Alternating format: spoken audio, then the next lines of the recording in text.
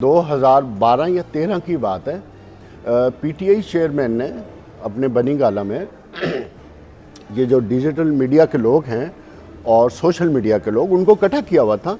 तो बहुत से लोग इस पे बात कर रहे थे कि देखो कि ये पीटीआई चेयरमैन क्या कर रहा है, कि सोशल मीडिया के ज़रिए ऐसे भी कोई इलेक्शन लड़ा जाता है, ऐसे भी इलेक्शन जीता जाता है। तो उसका असर आज आपने 2024 के इलेक्शन में देखा, जो उस वक्त होमवर्क किया हुआ था। इनका कन्फ्यूजन तो इनको ज़्यादा से ज़्यादा ये होनी थी ना कि हमारा कैंडिडेट कौन सा है। सारे लोग दावा कर रहे थे कि जी मैं असली कैंडिडेट। मतलब इसके बावजूद कि एक पॉलिटिकल पार्टी का लीडर ही मौजूद नहीं है, उनको जल्द से तकारीर की इजाजत नहीं है, तो फिर सोशल मीडिया ने अपना रोल अदा किया। जावेद इकबाल साहब, जो दूसरा इम्पैक्ट हुआ है, जो मुझे नज़र आ रहा है, वो ये है कि जो इलेक्शन के करीब करीब उनको सजाएं हुई हैं ना, उन्होंने भी एक रिएक्शन में वोट निकाला। हाँ, वो बड़ा इम्पैक्ट उसका समझा ये जा रहा था कि शायद इन सज़ाओं की वजह से वोटर मायूस हो जाएगा, लेकिन मुझे लग रहा है कि नहीं, वो आखिरी जो 3 सज़ाएँ हैं ना, साइफर वाली, मैं अदालतों के ऊपर बिल्कुल भी बात नहीं कर रहा, मैं सिर्फ वोटर के रिएक्शन की बात कर रहा हूँ।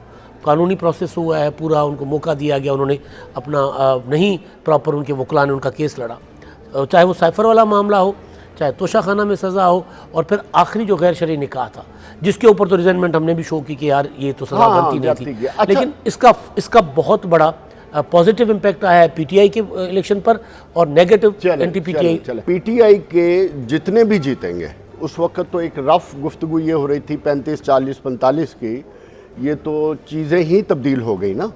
अवाम ने ऐसा मैंडेट दिया है कि पीटीआई के बगैर अगली हुकूमत बनना मुझे नामुमकिन लगता है, या एक बड़ी मजबूत अपोजिशन के तौर पे पीटीआई आएगी। क्वेश्चन ये आता है जो गुफ्तगू में थी कि ये जितने आज़ाद हैं, इनको पीपल्स पार्टी मैनेज कर लेगी।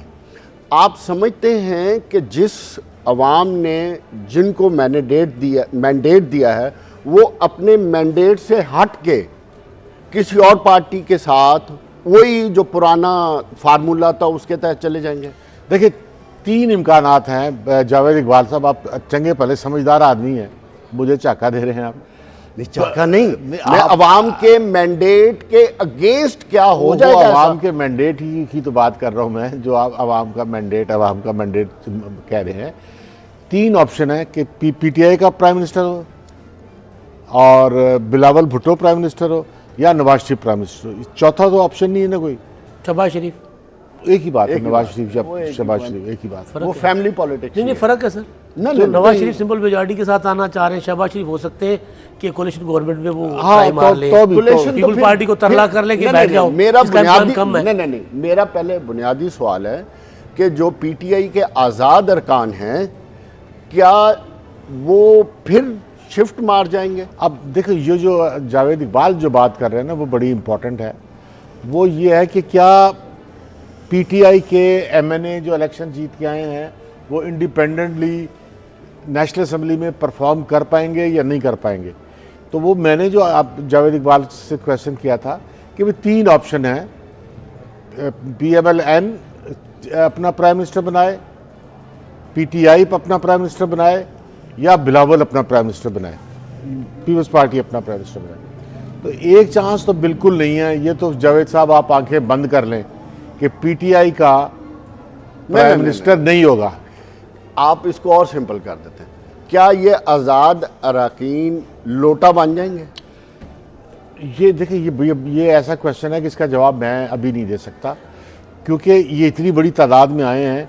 ये लोटा बनना इनके लिए बड़ा मुश्किल हो जाएगा, पॉसिबल नहीं होगा। ये एक चांस बनता है कि ये नवाज शरीफ के साथ मिले या बिलावल के साथ मिले, लेकिन ये लोटे बन जाए, इसके इम्कानात अब कम हो गए। मेरा ख्याल है अपनी शनाख्त बरकरार रखते हुए पार्लियामेंट में किसी न किसी पार्टी के साथ इत्तेहाद कर सकते हैं। जाना बहुत कम तादाद में मुझे लगता है, क्योंकि अब अभी तो नंबर सामने नहीं आया, लेकिन जो ट्रेंड्स है वो ये बता रहे हैं कि वो काफ़ी बड़ी तादाद में होंगे।